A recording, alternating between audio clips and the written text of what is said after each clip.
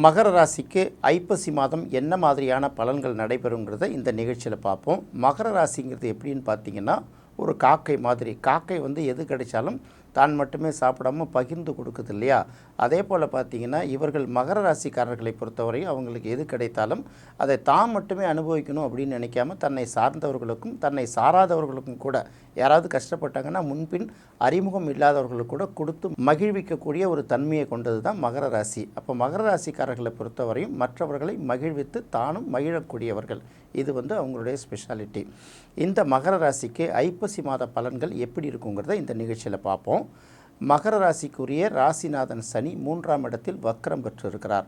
பொதுவாக இப்போ தான் 7.5 சனியை விட்டு கடந்து வந்திருக்கோம். இந்த நேரத்தில் சனி 3ஆம் இடத்துக்கு வந்ததுன்னா அள்ளி கொடுக்குன்னு சொல்கிறாங்களே, இது வரைக்கும் ஏன் சனி நமக்கு பெரிய அளவுக்கு கொடுக்கல அப்படிங்கிற ஒரு கவலையும் அந்த அச்சமும் அவங்களுக்கு உள்ளுக்குள்ளே இருந்துக்கிட்டே இருக்கும். இதுக்கு காரணம் சனி இப்போதைக்கு வக்கரமாகி இருக்கிறதுனால அந்த பலன்களை அவரால் முழுமையாக கொடுக்க முடியாத ஒரு சூழ்நிலை.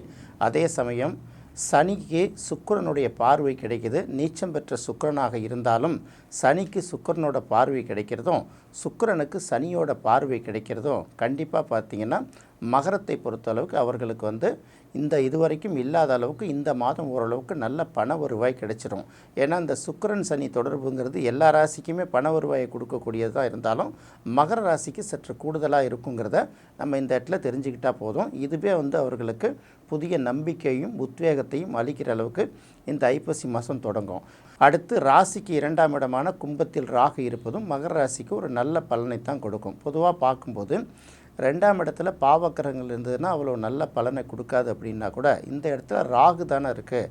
ராகு என்ன பண்ணணும்னா பேசும்போது கொஞ்சம் மிகைப்படுத்தி பேச வைக்கும். இப்போ அமௌண்ட்லாம் பேசுவாங்க பார்த்தீங்களா, எதுவுமே லட்சத்தில் பேசாமல் கோடிகள்லேயே பேசிகிட்டு இருப்பாங்கல்ல, அந்த மாதிரி பெரிய பெரிய பிஸ்னஸை தான் தொடர்ந்து பேசிக்கிட்டே இருப்பாங்க. சாதாரண விஷயங்கள்லாம் என்ன பண்ணுவாங்க, கண்டுக்காமல் விட்ருவாங்க. இப்படி சில்லறையாக பார்க்குறத விட ஒரு பெரிய பிஸ்னஸ் ஒன்று முடித்தோம்னா பெரிய அளவுக்கு நமக்கு கைக்கு கிடைக்கும் அப்படிங்கிற மாதிரி தாட்டு அவர்களுக்கு சிந்தனை உருவாக்கும். ஏன்னா நமக்கு இருக்கிறது சொல்லுவாங்கள்ல, யானையோட பசி அளவுக்கு நமக்கு பசி எடுத்துகிட்ருக்கு, நமக்கு தேவை இருக்குது, நமக்கு கிடைக்கிறதுலாம் சோளப்பொரி தானே கிடைச்சிட்ருக்கு. அதனால் மிகப்பெரிய அளவுக்கு ஒரு நல்ல ப்ராஜெக்ட் எடுத்து பேசுவோம், இல்லை வேறு ஏதாவது ஒரு பெரிய ப்ராப்பர்ட்டியை பேசுவோம் இப்படின்னு பேசிட்டு என்ன பண்ணுவாங்க, இந்த கையில் வரக்கூடிய இந்த சின்ன சின்ன விஷயங்கள்லாம் இருக்காங்கல்ல, இதெல்லாம் விட்டுடுவாங்க. இதெல்லாம் தவிர்த்துட்டு கையில் கிடைக்கிறது சின்னதாக இருந்தாலும் பெரிதாக இருந்தாலும் பிற்காலத்தில் கிடைக்கக்கூடிய பெரிய விஷயங்களை விட தற்போதைய தேவைகளுக்கு கிடைக்கக்கூடிய சின்ன விஷயங்களும் ரொம்ப முக்கியம் தானே, அதுக்கு முக்கியத்துவம் கொடுக்கணும். அதுதான் இந்த 2ஆம் இடத்துல இருக்கக்கூடிய ராகு சின்ன சின்ன இடையூறுகள் பண்ணுவார். அதனால் ரெண்டத்தையும் உணர்ந்து செயல்பட்டிங்கன்னா நல்ல பலன் தான் கொடுக்குங்கிறதுனால அந்த ராகுவை அப்படி தான் பயன்படுத்தணும். ராகு இழுத்து எழுப்புக்கு நம்ம போகக்கூடாது. அது நமக்கு யதார்த்தம் தெரியும், நம்மளோட வலிமை என்ன, நம்மளுடைய கெப்பாசிட்டி என்னன்னு தெரியும்ல, அதுக்கு தகுந்த மாதிரி சின்ன விஷயங்கள்லையும் சில நேரங்களில் கவனம் செலுத்தினீங்கன்னா பெரிய அளவுக்கு பாதிப்பு இல்லாமல் உங்களால் கொண்டு போக முடியுங்கிறது தான் இப்போதைக்கு இந்த மாதத்தில் நீங்கள் தெரிஞ்சுக்க வேண்டிய விஷயம். அடுத்தது பார்க்கும்போது ராசிக்கு 7ஆம் இடத்தில் உச்சம் பெற்ற குரு இருக்கிறது மிகப்பெரிய சிறப்பை கொடுக்கும். ஏன்னா 7ஆம் இடத்துல குரு இருந்து நேர் 7ஆம் பார்வையாக உங்கள் ராசியையும் பார்க்குது இல்லையா? அப்போ 7ஆம் இடத்துல குரு வந்தாலே உங்கள் 7ஆம் இடம்ங்கிறது முதல்ல இந்த ஹஸ்பண்ட் ஒய்ஃபுக்குள்ளே இருக்கக்கூடிய அந்த உறவு முறைகளில் ரொம்ப அந்யோன்யமான உறவு முறைகளை கொடுக்கும். ஏற்கனவே பார்த்திங்கன்னா எலியும் பூனையும் மாதிரி இருந்தால் கூட இப்போ பார்த்திங்கன்னா ஒருத்தர் மேலே ஒருத்தர் பாசத்தை பொழியக்கூடிய அளவு இருக்கும்.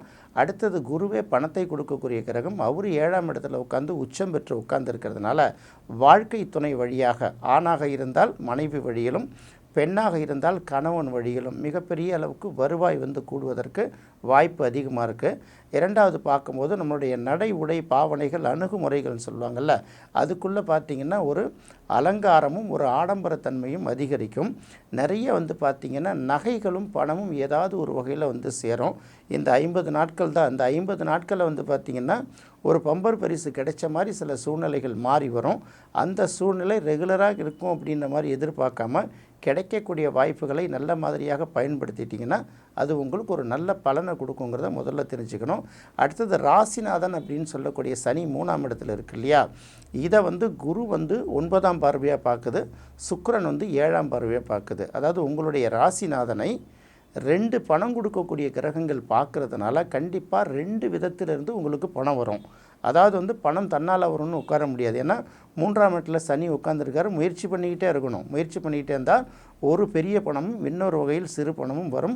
கண்டிப்பாக பணம் வரும். ஏன் அப்படின்னு கேட்கும்போது சனியோட பார்வை சுக்கிரனுக்கும் கிடைக்குது, சுக்கிரனோட பார்வை சனிக்கு கிடைக்குது, சனிக்கு குருவோட பார்வையும் சேர்த்து கிடைப்பதனால நீங்கள் சின்ன சின்ன விஷயங்கள் கிடைச்சா போதும்னு நினச்சிங்கன்னா ஒரு பெரிய அமௌண்ட்டு கிடைக்கும்.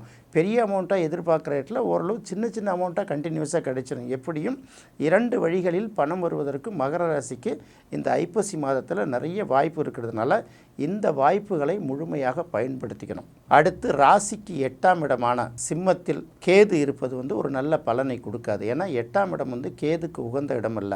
அப்படி இருக்கும்போது பார்த்திங்கன்னா இந்த உணவு விஷயம், வேலை தவறி சாப்பிட்றத முதல்ல நிறுத்தணும். அதுக்கப்புறம் நம்ம உடம்புக்கு என்னென்னலாம் வந்து ஒத்துக்காதோ அதையும் அவாய்ட் பண்ணிடணும்.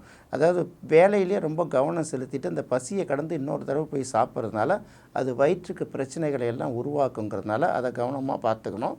அடுத்தது வந்து பார்த்திங்கன்னா மனசுக்குள்ளார ஒரு நெகட்டிவ் சிந்தனைகள் ஓடிட்டுருக்கும். உடம்பில் ஒரு சின்ன பிரச்சனை ஏற்பட்டால் கூட இது பெருசாகிடுமோ, உதாரணமாக அதை பற்றி நினச்சி பயப்படக்கூடிய ஒரு சூழ்நிலைகள்லாம் வரும்ல, அந்த மாதிரி சிந்தனைகள்லாம் மூட்டை கட்டி வச்சுட்டு உணவு விஷயங்களை மட்டும் சரியான கட்டுப்பாடுகளை கடைபிடிச்சிங்கனாலே உங்களுக்கு உடல் ரீதியாக பெரிய அளவுக்கு பாதிப்பு வராதுங்கிறத மட்டும் தெரிஞ்சுக்கோங்க. அடுத்தது 9ஆம் இடத்தில் சுக்கிரன் இருக்குது. 9ஆம் இடத்தில் சுக்கிரன், அதாவது 10ஆம் இடத்துக்குரிய கிரகம் வந்து 9ஆம் இடத்துல இருக்குது. 9ஆம் இடத்துக்குரிய புதன் வந்து 10ஆம் இடத்துல இருக்குது. இது ரெண்டுத்தையும் பார்க்குறோம். நீங்கள் இதை என்ன சொல்லுவோம்னா ஜென்ரலாக தர்ம கர்மாதிபதி யோகம் அப்படின்னு சொல்லுவோம். இந்த தர்ம கர்மாதிபதி யோகம் அப்படிங்கிறத பார்க்கும்போது ரெண்டுமே பார்த்திங்கன்னா நட்பு கிரகங்கள். இது ரெண்டும் பகை கிரகங்கள் இல்லை. அப்படிங்கிறதுனால கண்டிப்பாக தொழில் ரீதியாக வந்து நீங்கள் வந்து ஏதாவது ஒரு விஷயத்தை அச்சீவ் பண்ணுறதுக்கான வாய்ப்பு இந்த மாதம் வந்து உங்களுக்கு உருவாக்கி கொடுக்கும்.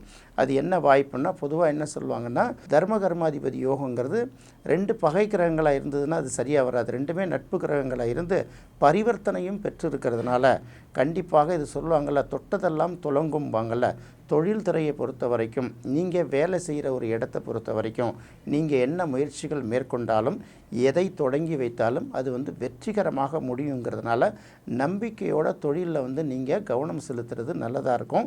கண்டிப்பாக வெற்றியை தான் கொடுக்கும். இந்த வெற்றியை நீங்கள் நல்லா அனுபவிக்கணும் அப்படின்னு பார்க்கும்போது அந்த புதனும் சுக்கிரனும் சம்மந்தப்படுவதனால மனதுக்கெல்லாம் எப்பப்பெல்லாம் இதமாக இருக்கோ, இல்லை மனதுக்கெல்லாம் எப்பப்பெல்லாம் ஒரு வெறுப்பு வருதோ அந்த நேரம் பார்த்திங்கன்னா ஒரு இசை உங்களுடைய மொபைல் ஃபோனில் ஒரு நல்ல பாட்டு கேட்கலாம். அப்படி இல்லைன்னா நல்ல இசைக்கருவியோட அந்த இசையை வந்து உங்களுக்கு பிடிச்ச மாதிரி கேட்டிங்கன்னா அதுவே உங்களுக்கு மனசு மகிழ்ச்சியை கொடுக்குங்கிறத மட்டும் இப்போதைக்கு தெரிஞ்சுக்கோங்க.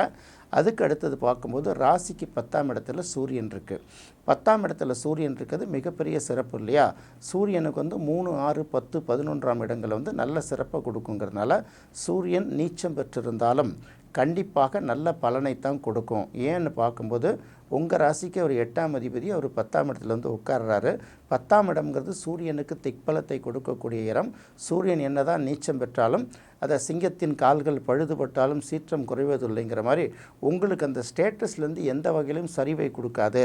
நீங்கள் எதிர்பார்க்குற அளவுக்கு உங்களுக்கு ஸ்டேட்டஸ் கிடைக்கலனா கூட அதுக்கு நெருக்கமான அந்த ஸ்டேட்டஸ் கிடைக்கிற அளவுக்கு உங்கள் தொழிலில் ஒரு வெற்றி வாய்ப்பையும் உருவாக்கும். கூடவே புதனும் இருப்பதால் கண்டிப்பாக வந்து கிடைக்கக்கூடிய வாய்ப்புகளும் நல்ல வாய்ப்புகளாக தான் இருக்கும். அப்படிங்கிறத தெரிஞ்சுக்கிட்டால் போதுமானது.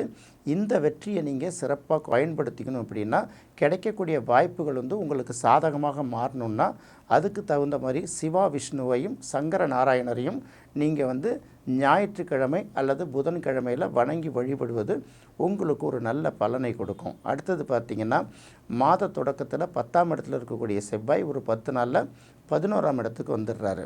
அப்போ 11ஆம் இடம்ங்கிறது சரராசிகளுக்கு பாதகஸ்தானமாக இருந்தாலும் செவ்வாய் வந்து அந்த இடத்துல ஆட்சி பெறுவதோடு மட்டும் இல்லாமல் அதற்கு வந்து குருவோட பார்வை கிடைப்பதால் இந்த 11ஆம் இடம்ங்கிறது உங்களுக்கு பாதகமாக வேலை செய்யாமல் குரு பார்வை செவ்வாய்க்கு கிடைக்குமால அது வந்து யோகமாக வேலை செய்யும்.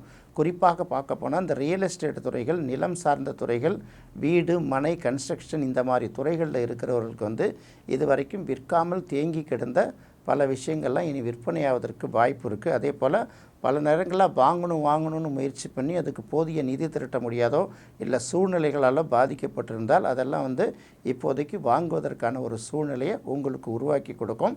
இதுக்கு வந்து இந்த பலன்கள் எல்லாம் உங்களுக்கு முழுமையாக நடைபெறுவதற்கு, அதாவது நான் சொல்கிறது வந்து வீடு மனை அந்த மாதிரி ஸ்டேட்டஸ், உங்களுக்கான ஸ்டேட்டஸ்லாம் கிளியராக உருவாகிறதுக்கு இந்த செவ்வாயோட பலனையும் குரு அதை பார்வை செய்வதற்கும் ஏற்பதற்கு இந்த பலனை வந்து நீங்கள் முழுமையாக பயன்படுத்தி கொள்வதற்கு திருச்செந்தூர் முருகனை வந்து செவ்வாய்க்கிழமை அல்லது வியாழக்கிழமைகளில் வழிபடுவது சிறப்பு. இது உங்களுக்கு ஒரு நல்ல பலனையும் கொடுக்கும். என்ன நேயர்களே, மகர ராசிக்கு ஐப்பசி மாத பலன்கள் எப்படி இருக்குங்கிறத இந்த நிகழ்ச்சியில் பார்த்தோம். அடுத்த நிகழ்ச்சியில் கும்பராசிக்கு ஐப்பசி மாத பலன்கள் எப்படி இருக்குங்கிறத பார்ப்போம். நன்றி, வணக்கம்.